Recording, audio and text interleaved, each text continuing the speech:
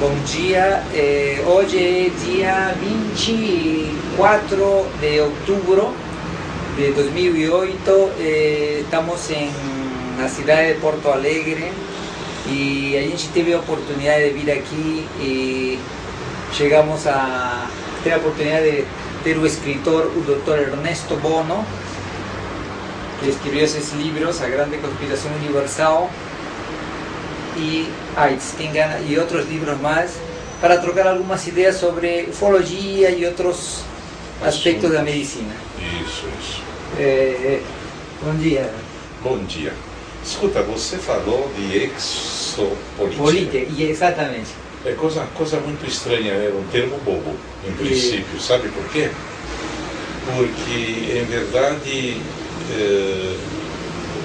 o empenho humano de querer estudar os alienígenas, os que vêm de fora, e a sua influência na conduta humana ou até mesmo na política, é um tanto quanto ingênua, porque, em verdade, estes alienígenas estão metidos na nossa vida até a raiz dos cabelos. Em outras palavras, eles praticamente dirigem os nossos destinos e estão intrometidos na política em termos gerais.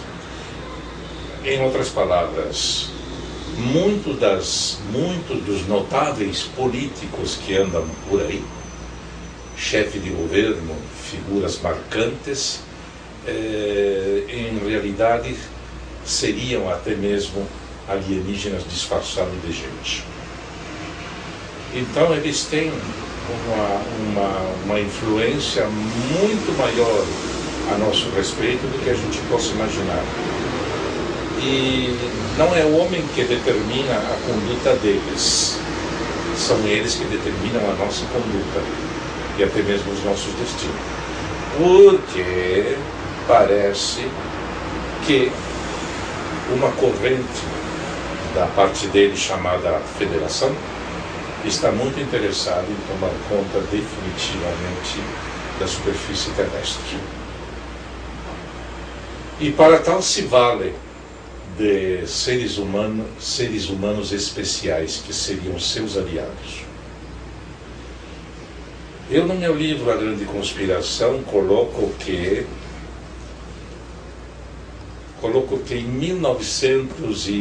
na década de 30, na época de Franklin Delano Roosevelt, estes alienígenas, possivelmente alfa cinzento, se fizeram presentes e, inclusive, de certa maneira, teriam sido, eu boto tudo no condicional para não afirmar, tá? Teriam sido convidados a viverem lá nos Estados Unidos. Claro que não na superfície, claro que não junto com a maioria das pessoas, mas em mundos subterrâneos. E dizem, inclusive, que o governo americano teria patrocinado a construção de bases subterrâneas para eles. Teria patrocinado sempre pensando em que esses alienígenas, lá pelas tantas, fornecessem algumas informações técnicas, algumas vantagens. E de fato parece que foi o que aconteceu.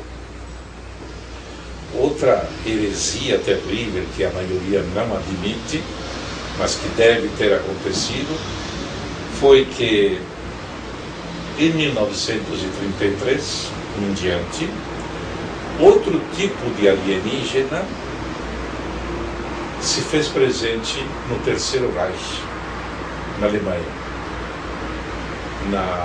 junto com Hitler.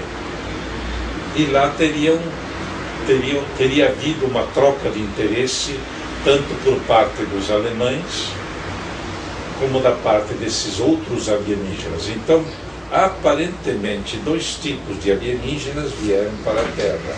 Um, aparentemente, de boa vontade. O outro veio com interesses escusos. Mas foi isso que aconteceu. Assim como, supostamente, Hitler e companhia teria recebido os favores da presença destes alienígenas e que tudo leva a crer que esses alienígenas alemães ajudaram pra caramba a ponto de propiciar um desenvolvimento para a Alemanha fantástico, que resultou, na parte final da guerra, na construção de discos voadores alemães. Praticamente algo parecido aconteceu nos Estados Unidos.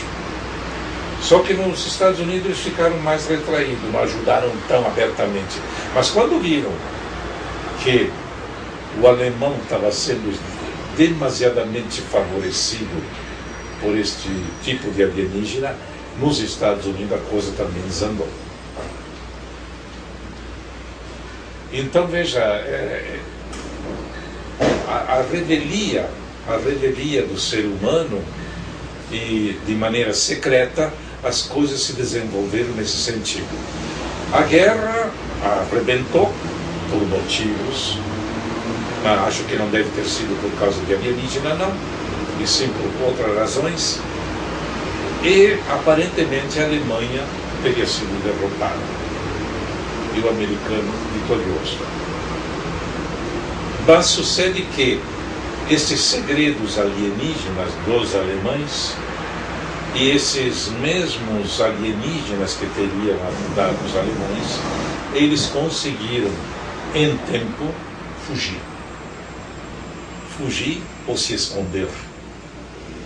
É de se crer então que tenha se escondidos em mundo subterrâneo, na Terra Oca, via Polo Norte e Polo Sul. Os supostos alemães derrotados e os supostos alienígenas derrotados. Enquanto que nos Estados Unidos, aqueles que estavam lá, ajudaram os americanos numa porção de coisas, inclusive provavelmente na construção da bomba atômica, e se deram por vitorioso.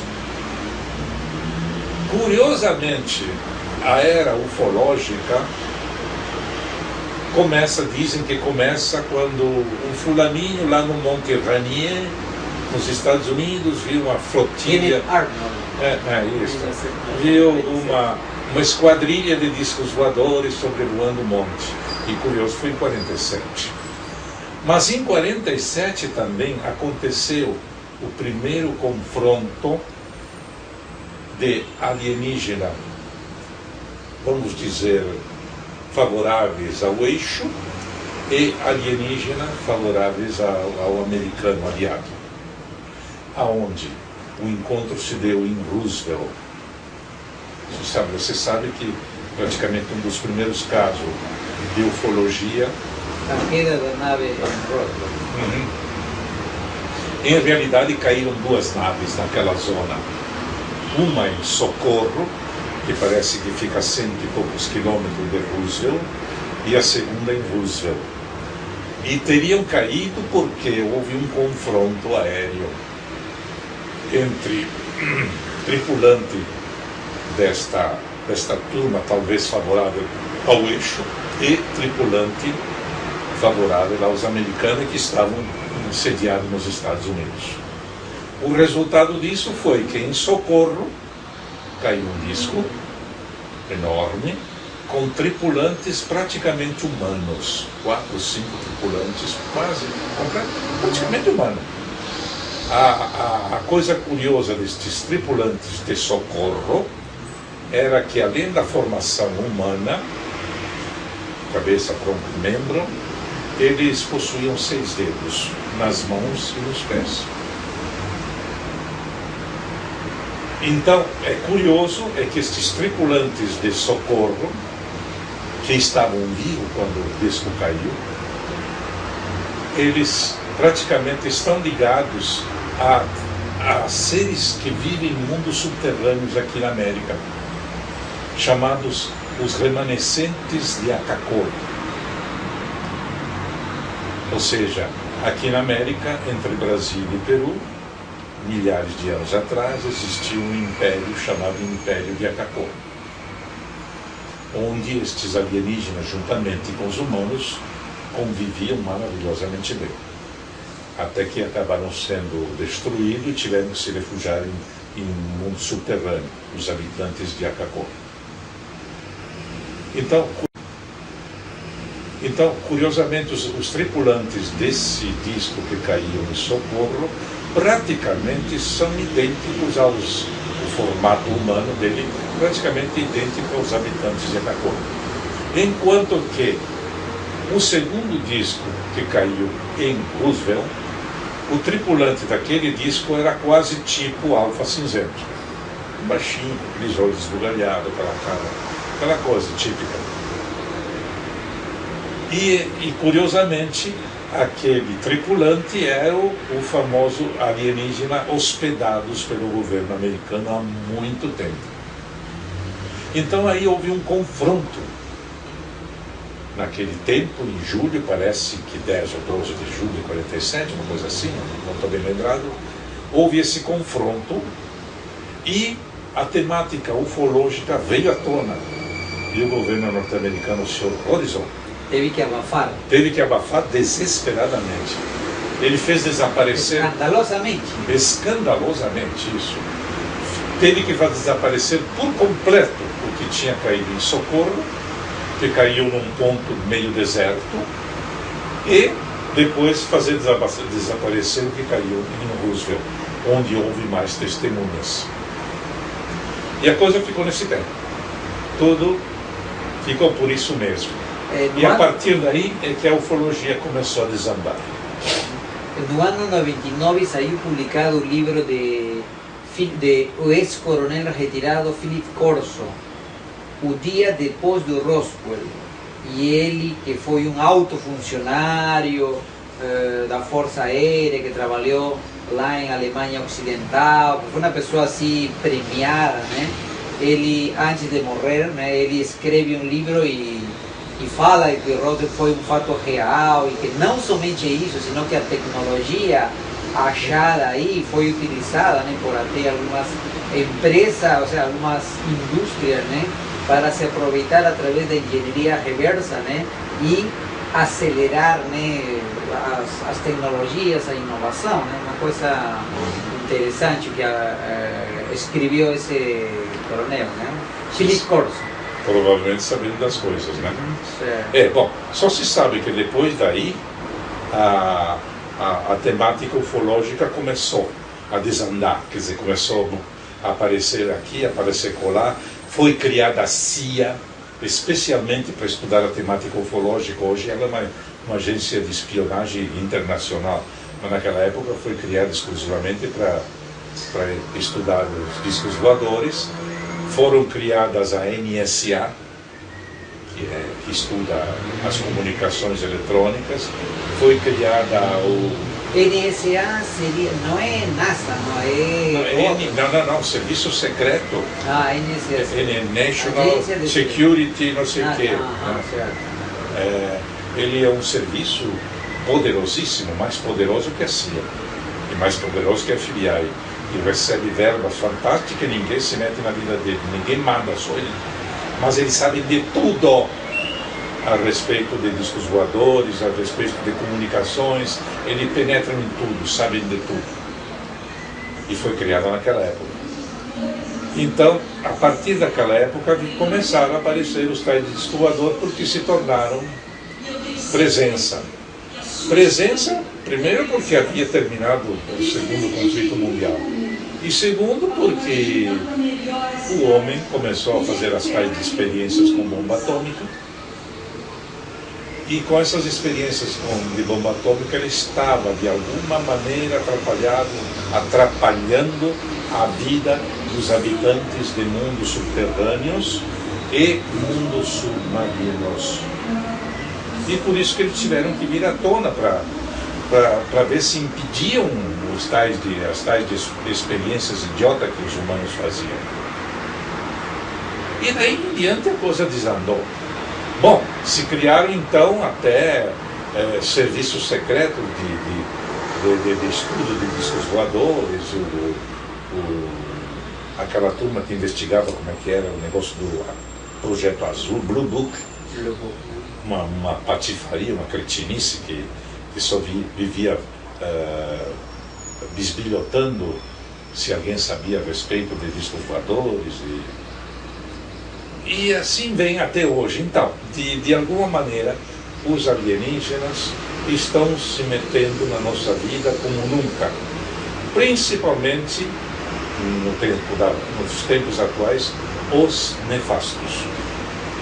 Aqueles que começaram lá nos Estados Unidos, no deserto não sei das quantas, hoje estão distribuídos em diversas bases nos Estados Unidos, principalmente a famosa base de Dulce, que é a mais nefasta de todas as bases alienígenas. Eles estão instalados lá, vivendo e fazendo estudo com seres humanos, né? Com o beneplácito do governo americano, de certa forma.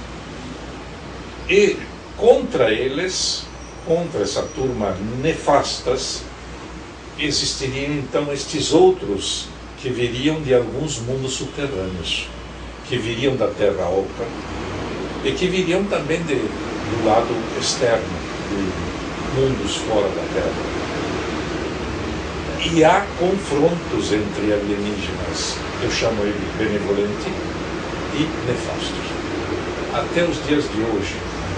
E parece que a pretensão desses alienígenas nefastos, juntamente com seres humanos da pior espécie possível, é conseguir a hegemonia mundial e implantar a nova ordem. Tipo de totalitarismo. A nova ordem, o famoso neomundismo, tudo e estão trabalhando intensamente para que isso aconteça. Doutor Ernesto, nos pode contar um pouquinho acerca de sua experiência pessoal? Como que você se interessou? Quando e como que você se interessou? Porque na biografia dos livros nos fala que você já é uma pessoa que mexe com ufologia há muitas décadas, né? Como começou o seu interesse na ufologia? De quando começou? Bom, eu era um rapazola de 15, 16 anos, quando 46, 47, 48, né? Em suma, de 48 a 50. Praticamente você acompanhou toda a história contemporânea da ufologia que começa no ano 47, que oficialmente está... Eu não diria que teria começado no 47, eu comecei um pouquinho mais tarde, 48, 49. Mas por quê? Porque começaram a aparecer reportagens sobre objetos voadores estranhos, sobre não sei o quê, como possíveis invasões alienígenas, os marcianos estariam tomando conta da Terra, os venusinos, porque naqueles tempos não se falava em alienígena, se falava em extraterrestre, geralmente se falava em marciano, selenita, venusino, habitante de Ganímede e de não sei o quê, blá, blá, blá. Bem, eu comecei a me interessar naturalmente pela temática e de uma maneira assim toda especial. Por quê? Porque eu desejava que essa história ufológica fosse verdadeira. Porque desde o começo, não sei por que cargas d'água, quem é que me incutiu essa impressão, desde os primórdios eu sempre achei que a solução para a questão da nossa vida tão sofrida, tão limitada, seriam estes seres alienígenas, principalmente levando em conta que eles não eram invasores, não eram conquistadores, não eram guerreiros, era gente boa que queria vir aqui para nos ajudar. Curioso, eu parti por essa premissa. Mas por quê? Sim, porque eu passei toda a Segunda Guerra Mundial na Itália. Eu conheci os bombardeiros dos aliados desde o primeiro dia que a Itália entrou em guerra. Mussolini declarou guerra em 10 de junho de 1940. No dia 11 de junho caíram bombas na rua onde eu morava, em Torino. Você nasceu onde? Na Itália. Na Itália. Em que cidade? Eu nasci em Marostica, mas a minha cidade é Torino. Torino, né? Torino, né? Então eu me criei lá em Torino. Em que ano que nasceu? 34. 1934. Então, desde o começo já comecei a conhecer os bombardeiros aliados contra a cidade. Então, desde o começo, já comecei a conhecer os bombardeiros aliados contra a cidade italiana e que se prolongaram até 1945. E vocês se podem imaginar como é que a Itália ficou com a terminação da guerra. Estava numa miséria desesperada, toda destruída, e eu naquela fase, em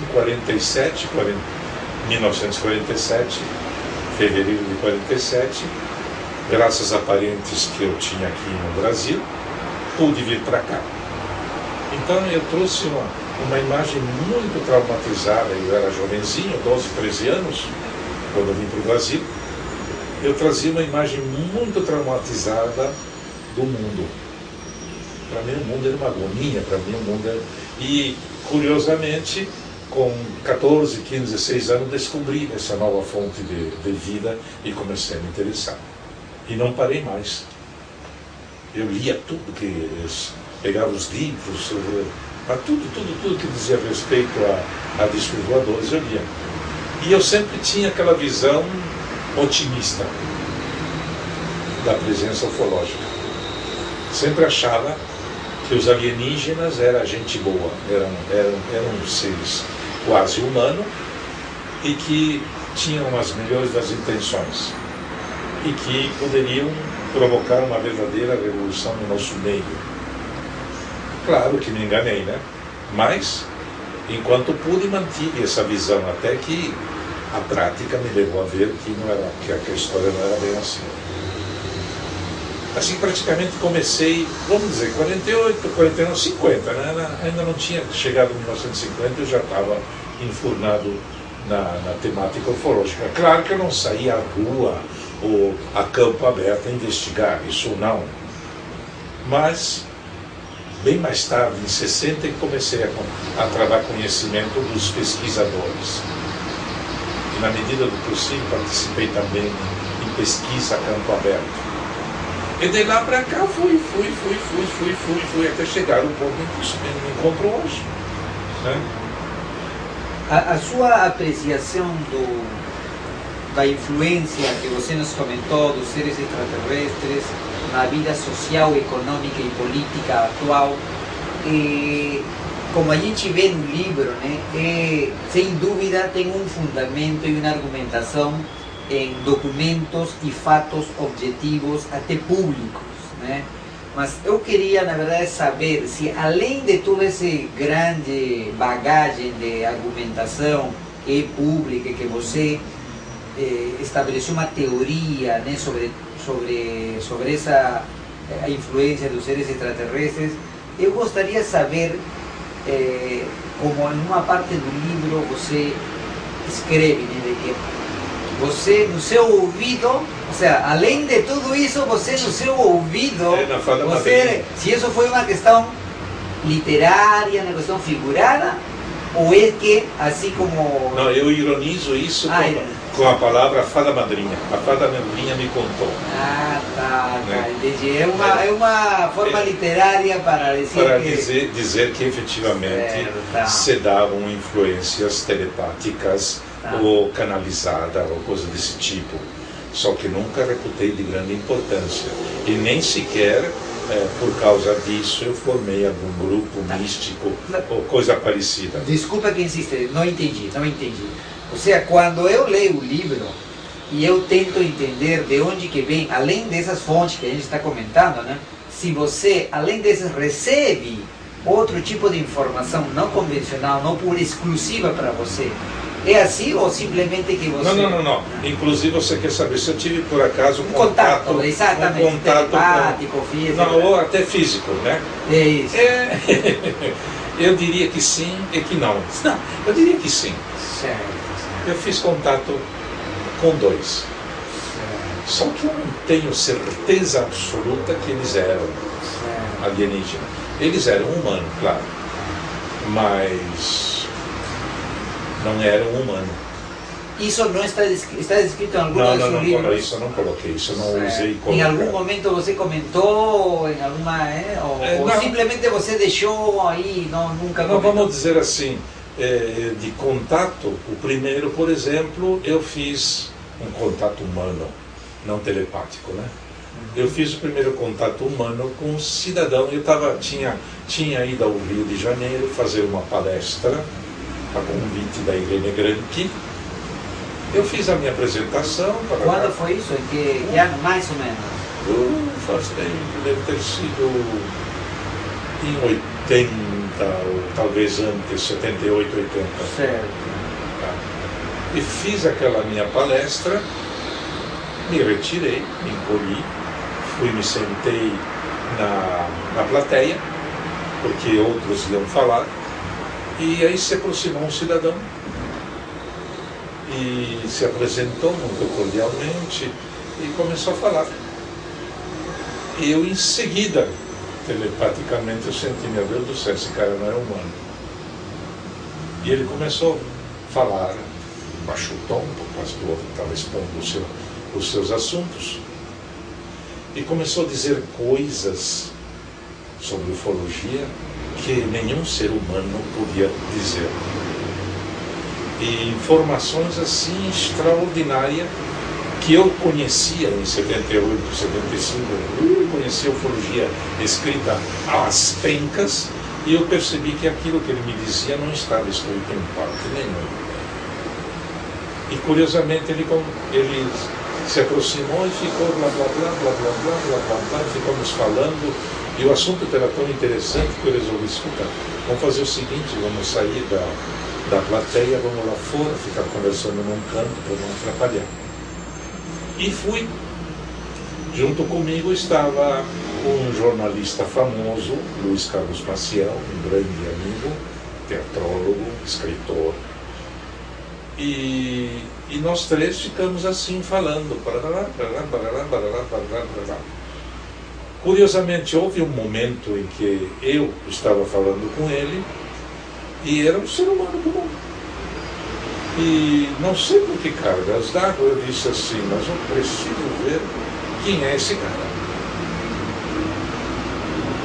E curiosamente, não sei de onde ele saiu, mas saiu. Algo me disse assim, não enfoca ele.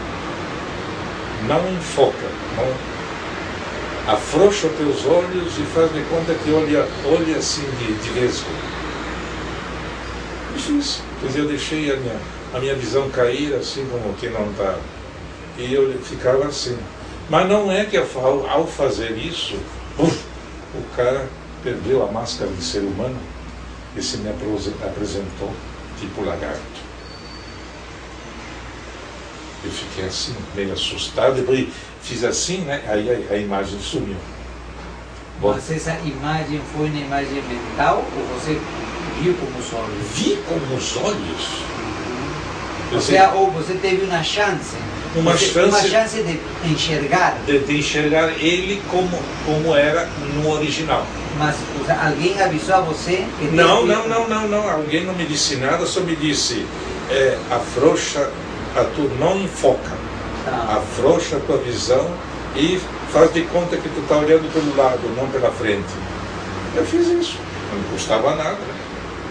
E foi exatamente ao fazer isso que a imagem humana dele cedeu lugar a uma imagem tipo lagartiana. Por uns instantes. Por uns instantes, claro. Tanto é verdade que eu fiquei pasmo e até com medo, e aí enfoquei e aquilo fugiu. Ele voltou a ser natural. Mas eu não disse nada, né? Fiquei quieto comigo mesmo, até depois eu até pensei assim, não, agora eu estou delirando. Né? E fiquei por isso mesmo. Mas curiosamente, o meu amigo, escritor, estava comigo e teve a mesma experiência.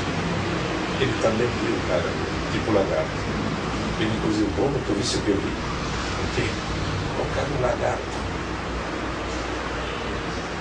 Mas foi assim rápido, né? Uma coisa rápida. Tanto é verdade que ele, antes de se despedir, ele disse assim para mim, eu sei que tu viste a minha face original. Falou? E tudo isso, conscientemente, você lembra perfeitamente? Perfeitamente, nós só não botei nunca em livro. Tá? Eu sei que você viu a minha face original. Eu só deveria alertar que nós, malgrado o nosso aspecto, não somos os bandidos que vocês pensam. frequência. Alguma vez mais voltou a ver essa pessoa? Sim. Essa mesma pessoa? Essa mesma pessoa, só que sempre, nunca toquei no assunto, e ele tampouco não voltou a tocar no assunto, e sempre voltei a vê-lo como um ser humano.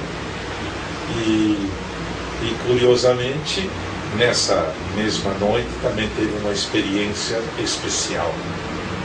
Aliás, aquela noite foi especialíssima em tudo. Ele, conversando com a gente, ele disse assim: você não imagina, mas esta sala, o auditório, está cheio de amigos meus, colegas, disfarçados de gente. E aí ele diz assim: olha, então dois deles estão saindo. Ele olha, ele disse: olha, eu não consegui ver, mas estavam saindo dois, descendo as escadas. O meu amigo olhou e viu dois seres humanos perfeitamente naturais, rapazes jovens de 28, 30 anos. A primeira coisa que ele disse: eu lamentavelmente não vi. Aí ele depois disse assim: mas lá dentro ficou uma amiga minha, e ela está assistindo, acompanhando. Vocês a querem conhecer? Disse ele para mim. Quer? Aí ele simplesmente ele fez assim,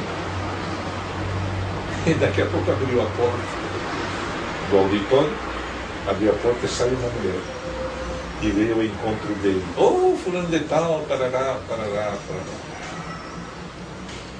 E os dois eram dois alienígenas, tá?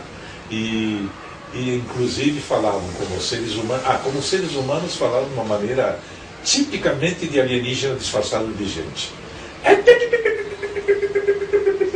Bobagem, tudo conversa fiada. E depois paravam e conversavam devagarinho. Eu tinha deixado, depois de ter tido tantas evidências de que eles eram... Estavam por dentro da sociedade. Sim. Eu cheguei a dizer para eles: escuta, dá um jeito lá, o teu comandante, o teu disco, que sei lá, faz com que eu consiga entrar na nave de vocês, travar conhecimento. Ele ouviu, não disse nada. E a outra estava junto, conversando com ele. Aí ela parou. E aí ele começou a dizer: comunica ao comandante que o Dr. Bono gostaria de fazer um contato com a gente. Quem sabe se ele permite que isso aconteça. E ela: está certo, eu entendi. Mas esse som, esse um som que você não entendia? Não. Não, a fala rápida era a fala comum, mas porque ela se fazia passar por professora. Então ela contava em minúcia o que os alunos estavam fazendo dentro da aula, tudo supérfluo, mas para desviar. Entendi. E depois, de vez em quando, aparecia uma frase, uma ideia relacionada com o interesse que você estava tendo. E falaram bem pausadamente. Bom, o fato é que a coisa ficou assim. Depois, eu voltei a fazer contato com eles por outros motivos. Com essas mesmas pessoas? Não, só com ele. Porque ela, de certa maneira, desapareceu do mapa. Tá? Ela era de Minas Gerais. Mas eu tive que voltar a fazer um contato com ele por uma questão pessoal minha. Porque eu tinha perdido meu filho num acidente aqui na favela. Aquela guriazinha lá que está lá. Aquela jovenzinha lá. A sua filha mais a primogênita, né? E ela morreu num acidente aqui, e eu sabia que não era acidente, que era outra história, e fui pedir socorro para ele. E ele tentou me ajudar o que pôde, mas no final não deu em nada, e inclusive ele faleceu. Ou seja, aparentemente foi dado como morto e foi enterrado ou sumiu. E curiosamente, aparentemente, ele tinha família em Copacabana. Era tudo aparentemente. Ele tentou me ajudar o que pôde em relação ao caso da minha filha, mas não deu. Então esse foi um dos especiais. Esse foi o mais especial de todo. E também travei com isso. Hã? Pega o banheiro? Pode. Pega o banheiro. Ele foi o caso mais especial. Depois apareceu um segundo. Esse sim, esse ficou mais dúbio do que o primeiro. E esse se dava ares de comandante e de benevolente e não reptiliano, completamente humano, mas teve uma conduta muito asquerosa em relação à minha pessoa, enquanto que o outro não. O outro foi bem e talvez tenha mentido, mas na medida do possível ele tentava me ajudar. E não dava certo, tudo impedia, tudo se atrapalhava, tudo se atravessava. Então eu diria que conscientemente, com dois tripulantes, conscientemente entrou em contato. Mas eu reputo como, nem tripulante, eu reputo ele como seres humanos. E essa segunda experiência, quando foi? A segunda experiência que falou com Foi uma pessoa? depois da tragédia da minha filha. Foi 89, 90, 91, uma coisa assim. Essa segunda experiência nem gosto de contar, mas é outra coisa assombrosa. Ele entrou na minha vida como se soubesse de tudo, mas de tudo. Ele ligou o telefone, alô, Ernesto Bono, aqui é a ligação de São Paulo, eu sou fulano e tal, contando sobre a minha vida, contando sobre a vida da minha filha, nos mínimos detalhes, mas assim, não, que esse homem tirou essas coisas. Eu preciso falar com o senhor, como é que fazer um encontro? Eu vi que ele conhecia tanta coisa a respeito da minha filha e a respeito de mim, disse, não, quem sabe eu dou uma chegada em São Paulo e falo com você. E foi o que eu fiz, né? E aí deu, que não deu em nada. Ele apenas soube, sabia que eu era escritor e queria saber de onde que tinha tirado todas essas coisas. Você conhece demais, você está correndo perigo, não pode continuar assim, tem que ser mais cuidadoso. O que eu vou fazer? Mais um detalhe, esse livro foi escrito depois do acidente da morte da minha filha. Você comenta. Em desespero de causa. Por quê? Eu estava tão desesperado com o acontecido que se eu não escrevesse alguma coisa, provavelmente ia fazer até uma besteira. E acabei escrevendo esse e um outro livro, no qual eu conto a minha tragédia, a tragédia que diria... Você se refere a manipuladores da falsa realidade? Falsa fatalidade. Então, o livro está ali, ó. Inclusive, vou fazer o seguinte, vou tirar o... É certo. Opa, que pena. Sem problema.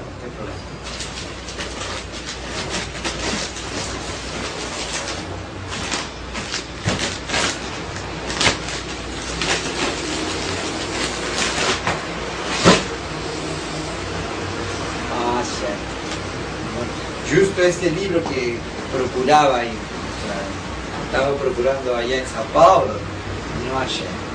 Ler com muito detenimento e com muita dedicação.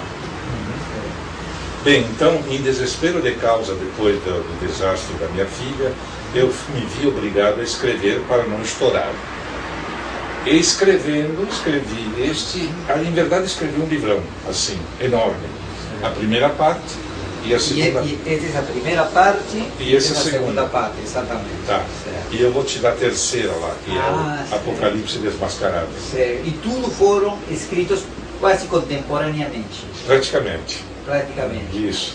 E nesses livros, então, eu desabafo, eu conto as minhas experiências, e esse cidadão de São Paulo, impressionado com o conteúdo deste livro, ele quis entrar na minha vida e entrou. E, inclusive,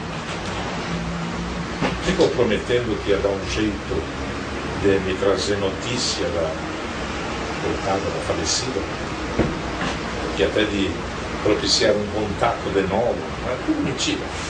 Afinal, não deu em nada. Mas é um tipo especial. Assim que, mais uma coisinha para acrescentar, nunca disse isso em público, mas vou dizer. Eu praticamente aconteceu o que aconteceu com a minha vida, porque de 1980 a 89 eu sofri uma mutação fantástica em termos de ufologia. Foi em 1980 a 89. Justo antes do acidente antes do acidente da minha filha. Ou seja, aí começaram a entrar influências estranhas. Estranhas que me obrigavam a escrever e me faziam revelações políticas e ufológicas fantásticas. E eu, naturalmente, não tomava nota. Quando você fala dessas influências que faziam revelações, você se refere que você chegava às evidências e você interpretava, ou você... ou eram ilusões. Ou eram... você percebia ideias que não eram suas. Eu percebia ideias que não eram minhas, claramente, a ponto de elas me deixarem perturbado. Talvez como uma forma de telepatia? Poderia ser como telepatia, mas era mais do que telepatia, porque eu me deprimia pra caramba. Outra coisa, havia revelações positivas, altamente significativas, coisa que eu jamais tinha lido em parte alguma, e havia outras me ameaçando de morte. Para com isso, porque vão te matar. Tu vais morrer. Deixa de... Para, não insiste. Não vai em frente. Desiste. Olha que vais morrer. Se tu não morre, alguém da tua família morre. E eu entrava num desespero, numa depressão. Mas o que eu estou fazendo? Estou apenas ouvindo umas coisas e ninguém está sabendo nada disso. Quer dizer, nem eu poderia conhecer. Mas eu dizia assim, mas se me dão, como é que eu vou cortar isso? Se essas revelações vêm ao natural, como é que eu corto? Não, tu é que está chamando, para com isso. Bom, tanto é verdade que a coisa foi de 80 a 89 nessa base. Nesse período eu estava escrevendo um livro chamado Parar este Falso Mundo. Um livro que ficou um gigante deste tamanho, que era uma coisa assim assombrosa, que é uma verdadeira revolução em ciência, física, química, astronomia, tudo, a revolução científica mais extraordinária que se podia ter tido conhecimento, eu estava escrevendo, baseado num autor budista antigo chamado Nagarjuna. Me caiu nas mãos esses escritos de Nagarjuna e eu fui lendo. Aliás, eu já tinha tentado ler Nagarjuna 20, 30 anos antes. Não conseguia, não entendia, não conseguia, deixava de lado, não conseguia, deixava de lado. Até que em 1980 agora vai, agora eu te decifro. E comecei a decifrar Nagarjuna e em cima disso escrever as minhas coisas. E aí começaram as ameaças. Para, não vai em frente. Não, eu tenho que ir. E dele a escrever. Curiosamente, juntamente com o que estava escrevendo baseado em Nagarjuna, começaram as comunicações ufológicas. Meu Deus do céu, começaram a me revelar coisas sociopolíticas que eu sequer suspeitava. Verdadeiras revelações assim. Eu só sei que estava assim, até meio tonto, mas eu estava preocupado porque, ao mesmo tempo que vinha a revelação, vinha ameaça. E vinha ameaça, e vinha ameaça, e vinha ameaça. De qualquer maneira, eu segui em frente. Eu acabei de escrever o tal de Parar este Falso Mundo. Está pronto aí. Foi desdobrado em 4 volumes. Uma obra extraordinária. E cheguei no final.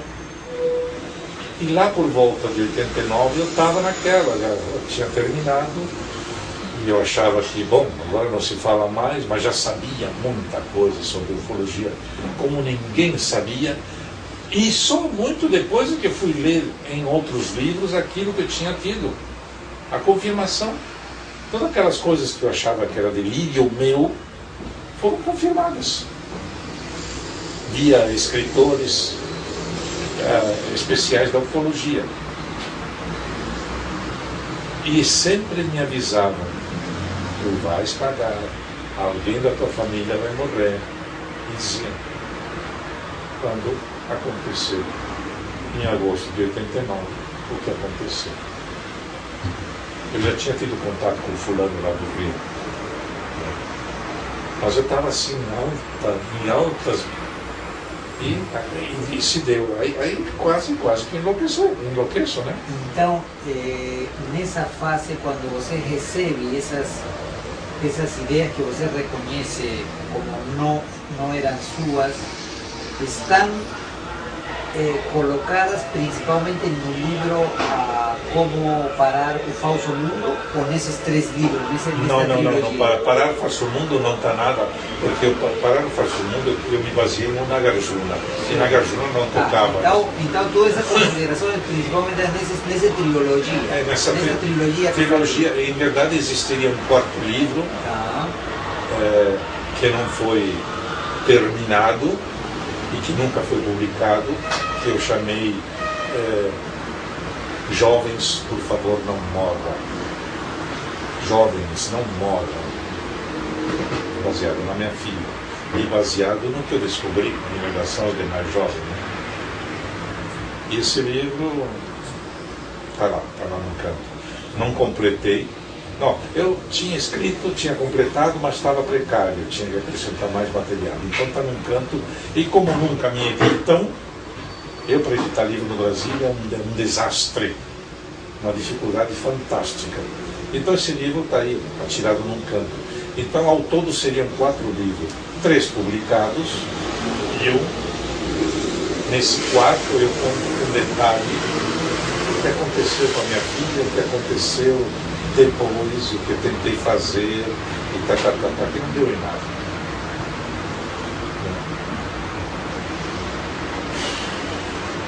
De qualquer maneira, com relação à minha filha, eu suspeito ter descoberto, mas acho que talvez seja delírio meu, que ela eventualmente teria sido abduzida. E no lugar do desastre puseram um clone. Mas isso mas a sua teoria, por dizer, sobre o seu pessoal, eu poderia até citar algumas referências de outras pessoas contactadas, de outras pessoas chamadas contactados, que recebem mensagem e têm tido a oportunidade de entrar em contato físico, né? E que referem que em um plano cósmico de resgate ou de resgate de algumas pessoas de nosso planeta estão sendo retiradas, né, do corpo físico e às vezes deixada, como vocês, um corpo, né, sem ânima, um corpo fantoche, exatamente. Mas isso não é uma, o sea, isso é uma coisa transmitida, o sea, não é uma coisa, o sea, vários recebem essa informação. Por exemplo, no desastre que aconteceu no final de 2004, aquele maremoto, do tsunami, né? Tsunami. E além de terremotos, né, onde naves OVNIs foram observados prévios aos dias do terremoto, recentemente o ano passado em Lima e etc. Existe informação recebida por alguns destes contactados que nesses desastres ou em outros desastres, eles, a determinadas pessoas, né, eles abduziam e deixavam o fantoche. Exatamente. Não é só uma... tem uma sustentação, pelo menos na... Sim, tem referências literárias sobre este possível acontecimento. E eu não tinha conhecimento sobre isso. Passei a tê-los depois. E, de qualquer maneira, para mim, já o desastre foi um horror. E depois essa possibilidade de que não sabe se ela simplesmente foi abduzida e deixada, aí piorou, né? Mas aí eu acho que amigo, posso chamar de amigo?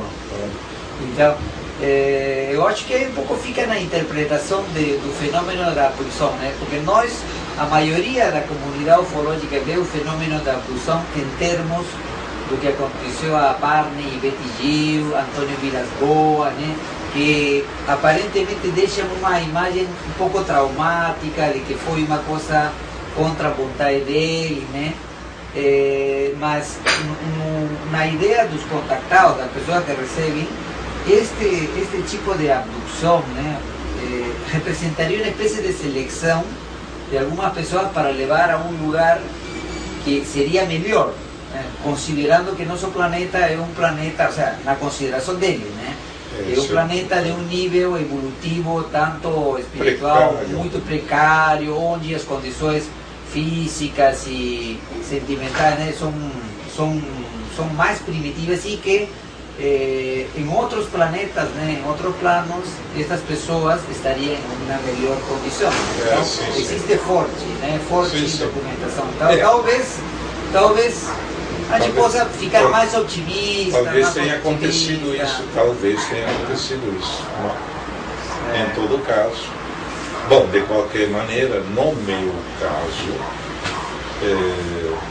já no primeiro dia do falecimento dela, começaram a acontecer coisa com força que tu só não imagina. Ela desesperada me comunicava: não estou morta. Eu não sou esse. E no próprio enterro, no próprio velório, eu não estava louco, estava simplesmente entristecido, claro, sentado, e ela se me aparece. Começou a gritar também: eu não sou aquela coisa que está lá, e apontava para o caixão. Eu não sou aquela coisa que está lá, estão te enganando. Putz, você não pode imaginar o que eu senti, né? Comecei a chorar feito um desesperado. E eu vi ela ir em direção perfeitamente natural, aquela Adriana comum, ir em direção ao ataúde, o catafalco, né? E tentando virar o caixão. Tentava virar. Não conseguia, é claro. Putz, eu entrei. E foi depois disso que comecei a achar que a possibilidade da abdução e da substituição possa ter sido verdadeira. E aí, sacou mais, né? E muita gente achou que eu estava ficando louco, mas eu não difundia para ninguém essas impressões, guardava só para mim. Até ao ponto de que você, no seu livro, você não conta nada disso, né? Seus segredos pessoais, porque você percebia de que era uma coisa, um tipo de informação que as pessoas, né, poderiam... Nem poderiam suspeitar que fosse plausível. Uma coisa já que fica, para a maioria, né, fica no limite do real, do imaginário. Isso. Mas o fato lamentável é que antes eles me ameaçaram. vai acontecer, vai acontecer. E eu vivia deprimido. Eu queria, mas por que isso? Eu exclamava aos eventuais ameaçadores, que eu não enxergava, mas eu via, né? Falei de vocês, o que eu fiz contra vocês para vocês me ameaçarem desse jeito? Tu está sabendo demais, não pode. Não pode saber, você não pode, você vai revelar essas coisas proibido. Ah, é? Bom, então eles me ameaçaram e pá, aconteceu. Poxa, é demais, né? E depois de que aconteceu, ela continuou influenciando a minha vida por um certo tempo, né? E aí eu fui obrigado a escrever esse livro aqui, isso aqui. Neste aqui, mais ou menos, eu conto algumas coisas. Pouca coisa, assim, meio... Sou obrigado a disfarçar, né? Então, veja bem. Deixando de lado o meu caos, sem qualquer dúvida, existe uma influência muito grande entre alienígenas nefastos e alienígena neutro e benevolente. Neutro e benevolente. Neutros seriam aqueles alienígenas possíveis habitantes de mundos subterrâneos. Mundo subterrâneo da superfície, assim dentro de montanha, a nível próximo à nossa superfície. Que seriam esses mundos subterrâneos? Seriam humanidades que vieram de fora, vieram de outros planetas, penetraram dentro da Terra, uma nave ou várias naves penetraram, se instalaram na Terra, na superfície, e começaram a ser agredidos pelos senhores do mundo. E tiveram que se refugiar dentro de cavernas ou dentro de bolsões subterrâneos para não serem atingidos pelos bandidaços. Por que digo bandidaço, os senhores da Terra? Porque a Terra foi invadida há milhares de anos atrás por alienígena desgraçado, capitaneados por uma coisa chamada Demiurgo e chamada o Senhor dos Exércitos, Jeová. Eu acho que essa parte você conta no livro. Alguma coisa. Essa parte você foi uma coisa também recebida ou foi uma teoria que você interpreta dados da neoarqueologia? E isso que você falou é uma dedução da questão histórica, da análise da Bíblia e outros? Sim, ou é mais uma, assim, não, esta informação está sendo passada para você? Essas foram as famosas informações que eles me passaram quando eu estava escrevendo a Parar este Falso Mundo. É porque no seu livro você coloca muitas referências de fontes extraoficiais do governo americano, mas aí depois do lado começa você a comentar outro fato, mas não tem sustentação do documento. Então, às vezes fica um pouco difícil até que ponto é contribuição sui generis sua, sim, né? E até que ponto já é uma referentação de outro fato, de outras ideias expostas. É, né? simplesmente, aparentemente, é uma coisa minha, mas curiosamente calcada em registros humanos. Porque quando eu falo na Bíblia, quando eu falo no Gênesis, eu não estou inventando história, está escrito lá no Gênesis. Eu apenas estou lhe dando uma interpretação que até então ninguém havia dado. E da qual você tinha sido principalmente recebido estas influências sem ter conhecimento a respeito. Depois apenas foi confirmado. Então, essas histórias são antiquíssimas, mas todas elas praticamente estão registradas em livros clássicos. Isso coloca ao senhor como um contatado. O sea, segundo a minha análise de interpretação e classificação, e essa é uma questão de por que estou aqui, porque eu queria esclarecer melhor, né, Se o senhor, além de ser um estudioso, um cientista, um Pesquisador, escritor, né, e um pesquisador, também se você, porque eu perguntei para outras pessoas, né? Muitas pessoas, mas ninguém consegue responder, né? Aparentemente não sabem interpretar. No meu juízo, essa frase que você escreve aí, que foi sussurrada aos seus ouvidos, e depois eu falei, oh, eu acho que ele deve ser, eu acho que agora, pelo que você me está contando tudo, né? Eu acho que só confirma que nunca, a informação, né? A ideia nunca, de que você... Eu nunca considerei que pudesse ser contratado. Porque eu nunca considerei, embora possa ter sido, ou então, embora continue sendo. Por quê? Não me agrada a ideia da canalização. Não me agrada a ideia do mediunismo. Não me agrada a ideia de que o humano possa ser possuído e utilizado e exprimir coisas que não são dele. Eu, curiosamente, tudo comigo se deu super conscientemente. Mas não que eu pus a cabeça a trabalhar feito um doido, imaginando ou raciocinando. Não, fluía. Brotava, eu ficava assim. Na verdade, só para comentar, né, estes contratados que eu investigo, né, tem várias formas de eles receber. Alguns ficam, por dizer assim, em trance, né, e eles começam a falar, uma pessoa entra no seu... Outros através de tipo de psicografia. Outros chamam mentografia. Recentemente teve a oportunidade de falar com o senhor Domingos Giesi. Falei com ele me comentou, uma pessoa maravilhosa, muito honesta, né? E eu acho que destes contratados existem muitas, por dizer, métodos, por dizer, ou formas de como eles entram em contato.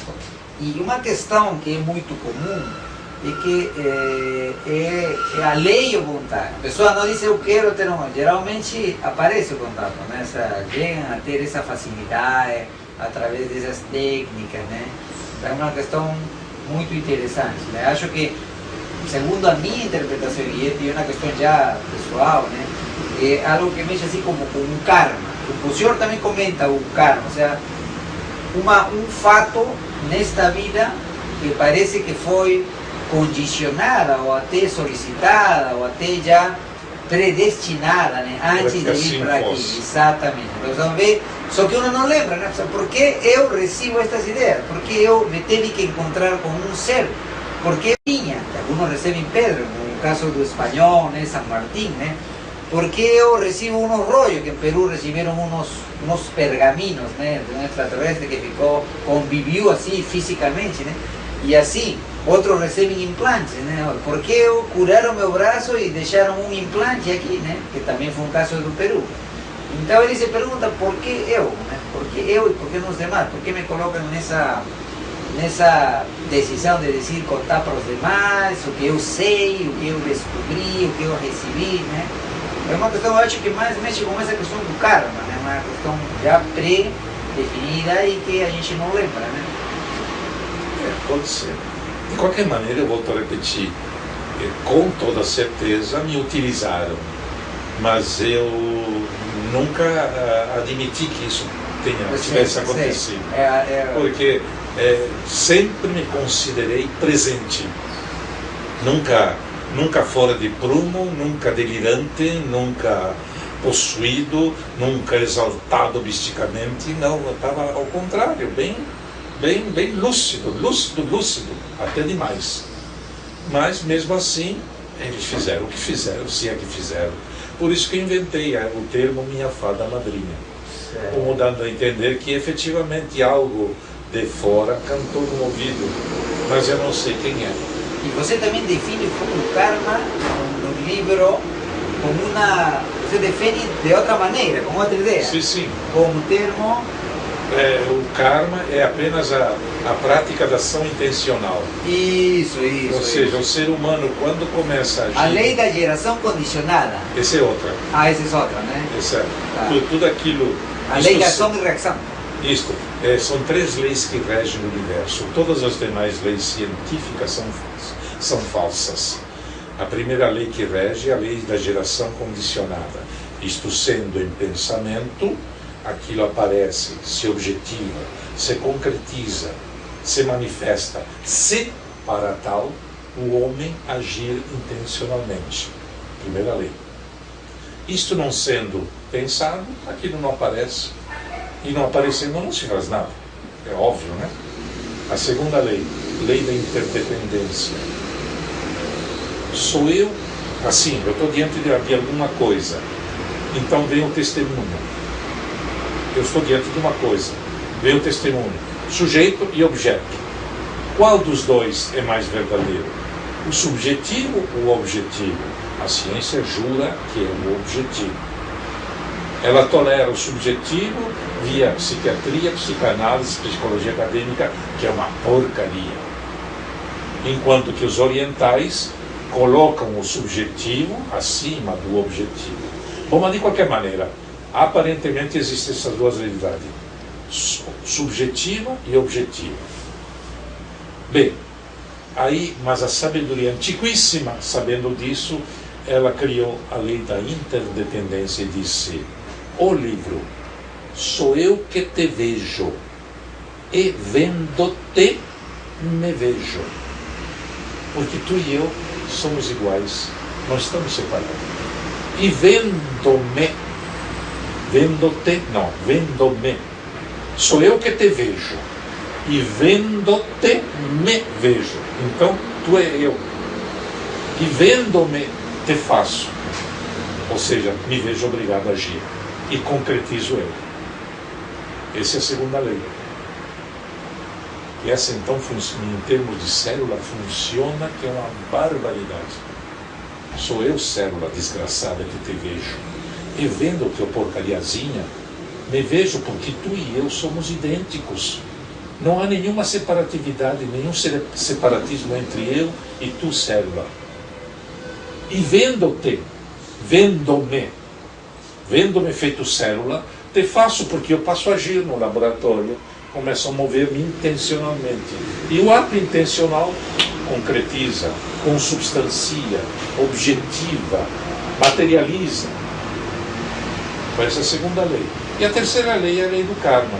Tudo aquilo que tu fizeres ao próximo, para ti o estarás fazendo. Portanto, tenha cuidado. O mal que ao próximo fizeres, para ti o estarás fazendo. O bem que ao próximo fizeres, para ti o estarás fazendo. Essa é a lei do karma. E digo mais, digo que a lei do karma surge e é irrevogável. A lei do karma é impossível de evitar. Eu digo que a lei do karma surge toda vez que o homem passar a agir propositadamente, intencionalmente. Porque o homem é, antes de intencionar e se propor, ele é ato puro. Ele pode agir sem intenção, sem propósito.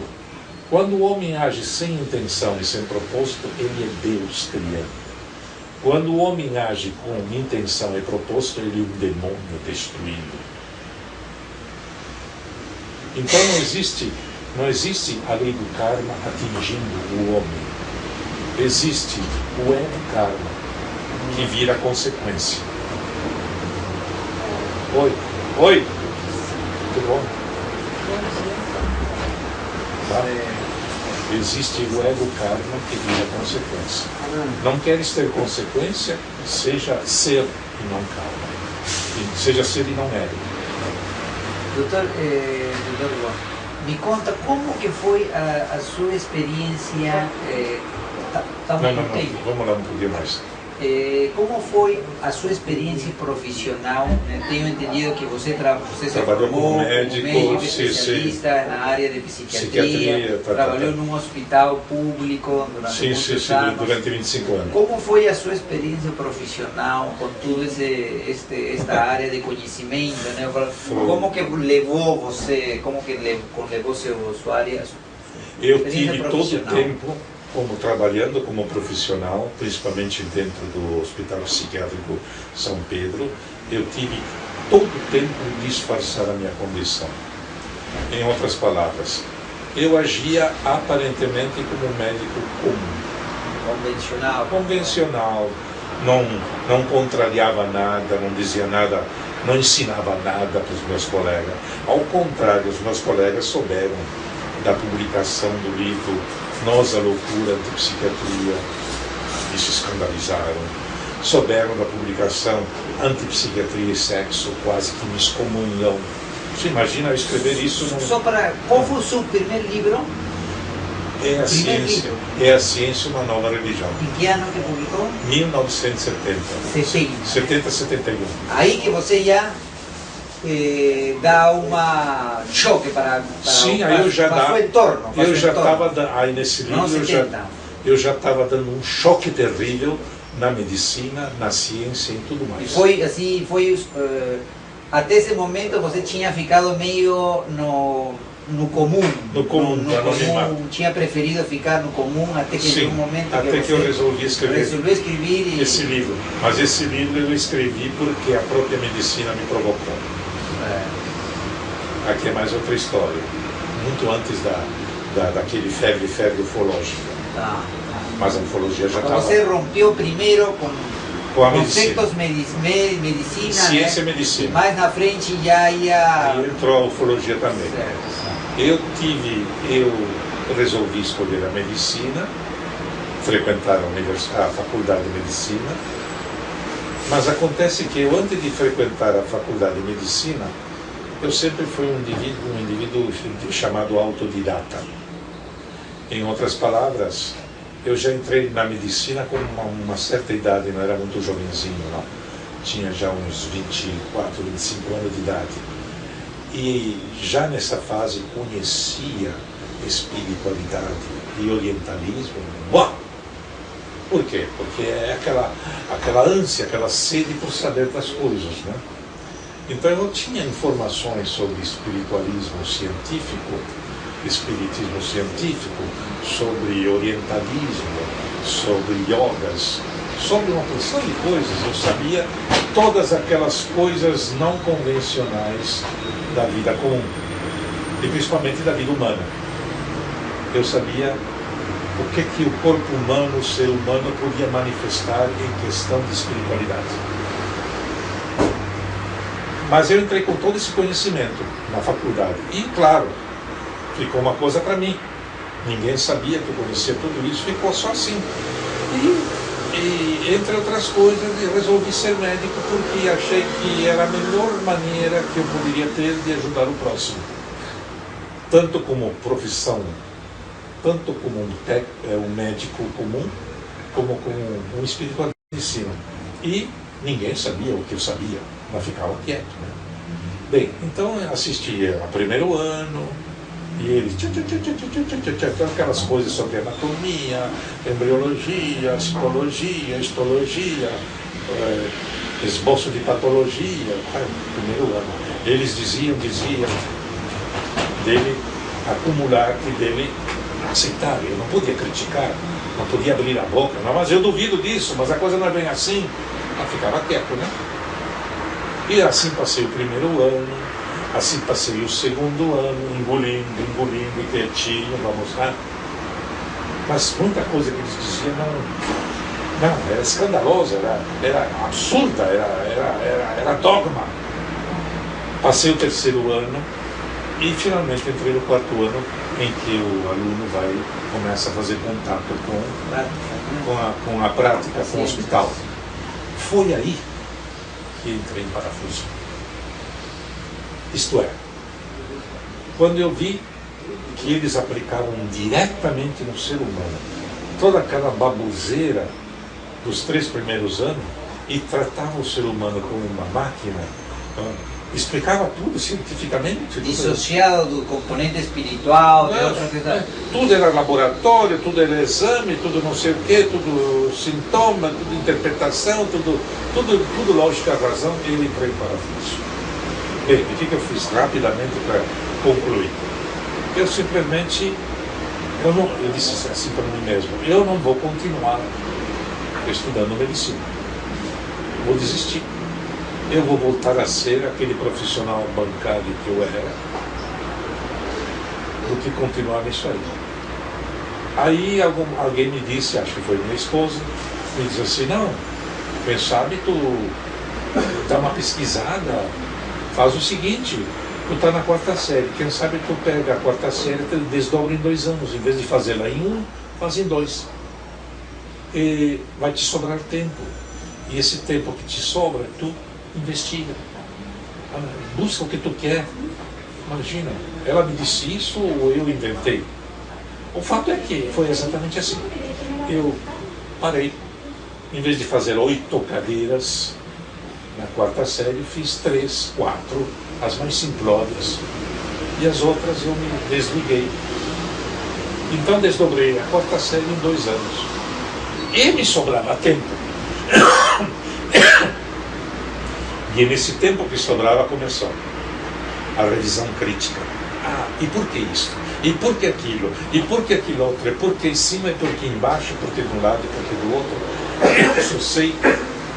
Eu só sei que no final, quase depois de 2 anos de investigação, eu comecei a minha pesquisa, a minha investigação, favorecendo o espiritual e criticando o material, favorecendo o subjetivo e criticando o objetivo.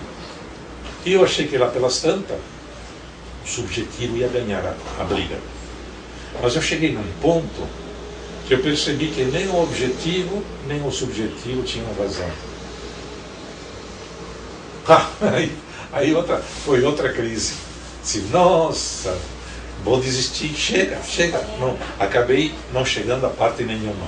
Mas foi aí que, pá! Aí sim me deu o famoso Satori. Já ouviu falar do Satori? O vulcão. O Satori é uma espécie de autorrealização, uma iluminação, uma explosão que te dá por dentro e que tu de repente te depara com um mundo que é completamente diferente. Então aconteceu comigo isso e percebi nítida e claramente onde que estava o dilema. E o dilema estava no ego, no desgraçado do meu ego, no desgraçado do meu pensamento que ao invés de me ajudar, me enganava. Em suma, foi uma transformação fantástica. E curiosamente, depois dessa, eu voltei a estudar medicina. Mas desta feita já não mais com conflito. Ou seja, deixei que ele informasse, eu tomava nota, registrava, fazia as provas. Ficou. Quer dizer, eles continuaram dando as horas. Eu nunca briguei. Mas fiquei na minha. Sim, está bem. Pode me informar, né? Mas aquilo que eu vivenciei é meu. E eu tenho certeza que a minha vivência é a correta, é exatamente a que vou aplicar nos meus pacientes quando me derem o diploma. Foi o que tentei fazer. Tanto com paciente particular, como em paciente do hospital, só que no hospital foi muito de jeito. Ninguém se dava conta do que eu fazia. Apenas se perguntavam, como é que o Dr. Bono consegue efeitos tão... Eles me consideravam analfabeto, me consideravam primários, senhores psiquiatras. Ridículo, absurdo. Não é? Absurdo, não absurdo, eu conseguia. Por quê?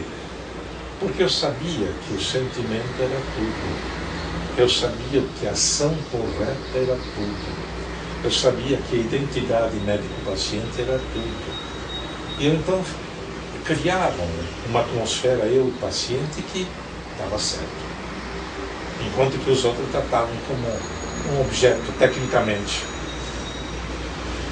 E foi depois disso que eu resolvi escrever esse livro da ciência, uma nova religião, depois dessa experiência. E o livro foi lançado depois da minha formatura. E lá eu praticamente faço uma verdadeira revolução em termos científicos. Baseado nisso e baseado em todas aquelas coisas que eu tinha tomado conhecimento antes de entrar na medicina. Mas sempre fiquei assim, né?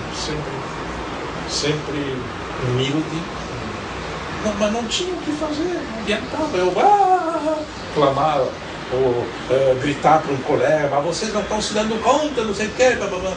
Ao contrário, eles ficaram sabendo da livro da existência, eles ficaram sabendo da existência do livro da ciência e liam um trecho para mim, na minha cara, para me ridicularizar. Como é que você disse uma coisa dessa, senhor? Isso é absurdo, doutor Bono. Faz de conta que é ficçãozinha, dizia para eles. Faz de conta, ficava assim, não questionava, não criticava. E depois quando... Você tinha que fazer um jogo de cintura para levar essa questão profissional. Quando escrevi Antipsiquiatria e Sexo, uma colega de psiquiatria, que praticamente foi ciência, quase me bota para a rua. Tão revoltada que ela estava com aquela ousadia minha de ter falado mal da psiquiatria e da psicanálise. Onde já se viu? Isto que o tio dela era diretor do Instituto de Psiquiatria lá no próprio São Pedro. Mas a ver o filho. Então essa foi uma experiência. Depois a ufologia veio enriquecendo, tudo ficou enriquecendo o seu conceito atual, né, da vida, da ciência, da ufologia, né? Se cometi pecado, paciência. Se tem alguma virtude, ótimo. Na verdade, pelo que veio pela sua obra, né, você tem uma obra muito contribuidora para conhecimento, para a ciência. Na verdade, é uma coisa que deveria ser melhor divulgada, né? Ao contrário, me fecharam todas as portas das editoras no Brasil inteiro, depois da publicação desse livro aqui, e daquele ali. Aquele ódio assim, parece que algo se levantou. Claro que se levantou. Os famosos aliados dos alienígenas nefastos. Os famosos terrestres aliados do alienígenas nefastos, que eu chamo eles de anti-humana raça. Chega. Tá bom, agradecemos a nossa oportunidade que tivemos aí com o nosso amigo Dr. Ernesto Bono, tá? E será até uma próxima.